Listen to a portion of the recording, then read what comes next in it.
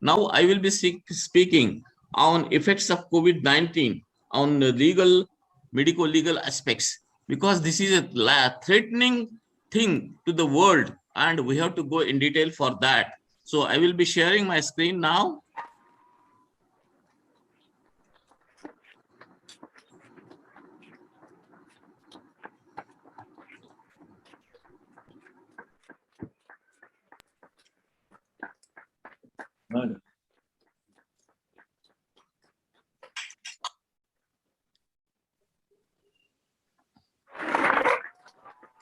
আবার কেটে গেল।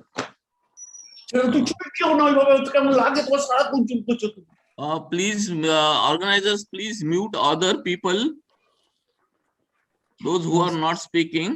Sir, slide magnify करा, magnify This करा. magnifier सापडत नाही हा. उजवा थांबा. Yes, मिळालं. हां, झालं. Yes. So this is effects of the COVID-19 on legal liabilities on ophthalmic practice. So the liabilities may be civil or criminal.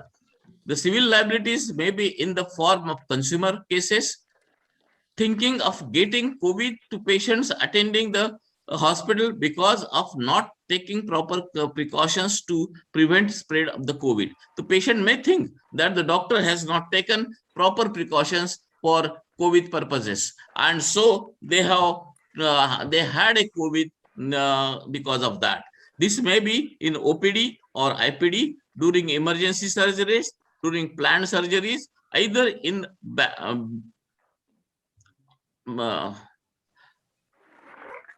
okay.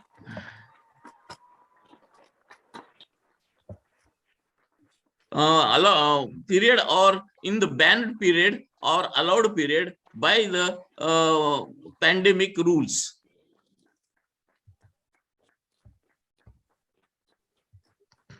The other causes may be mucormycosis, negligence in diagnosing the proper time, negligence in proper treatment, negligence in taking decisions of exenteration, not taking proper consents for loss of organ and disfiguration, particularly in children who can sue when they become adults. So this is a very important thing, that only we take negligence, but here we have to take the consent for disfiguration also, because the exenteration may cause the disfiguration of the face, particularly in the children when they can sue when they become the adult, and so you have to take the such precaution.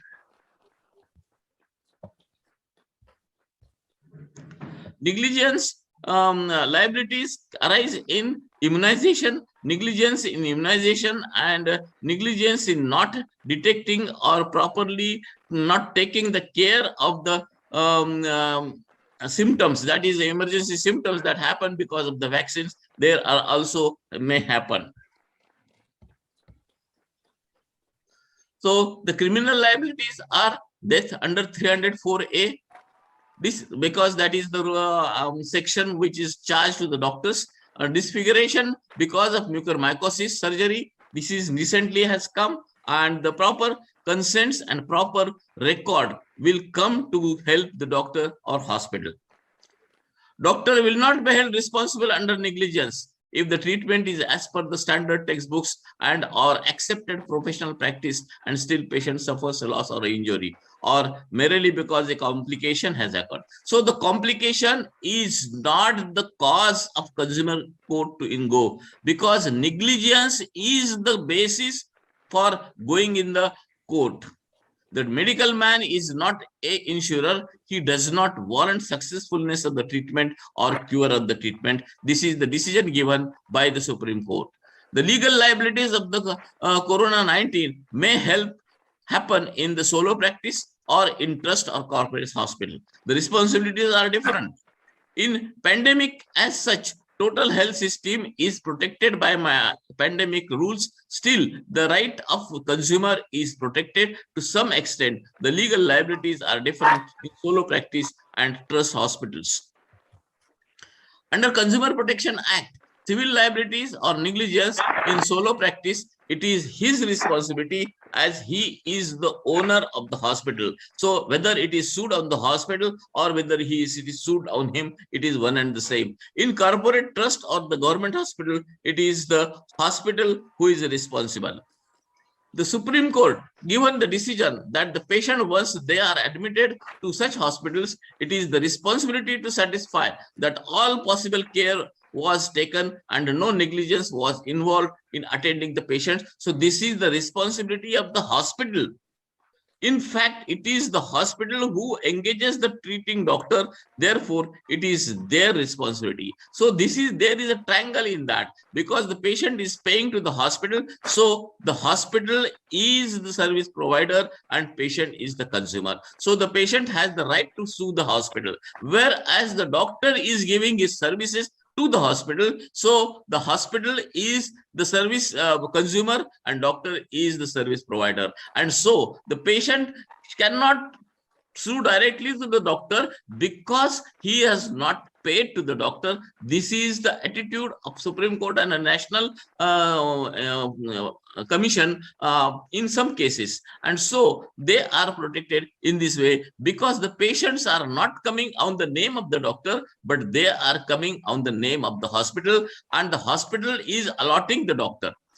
Therefore, no individual doctor is liable and can be held jointly or severally liable. Even visiting doctors or consulting doctors in private hospitals cannot be held liable. So this is also a very important thing. In private hospitals, there are visiting doctors. There are doctors who go and do the surgeries. And so that hospital, if it is collecting the fees and giving to the doctor, the hospital becomes the liable for that. The consumer does not avail services of such doctors individually by paying fees or consideration to those directly. But in criminal liabilities and of negligence, doctor and hospital both are responsible irrespective of what type of hospital it is. So in criminal liabilities, doctor cannot escape. So in C1 then, the Supreme Court has given the decision that for every mishap or death during medical treatment, the medical man cannot be proceeded against for the punishment. So this is the very good protection given by the Supreme Court to the doctors, that every case should not be taken that there is a negligence and fault of the doctor only. So thank you.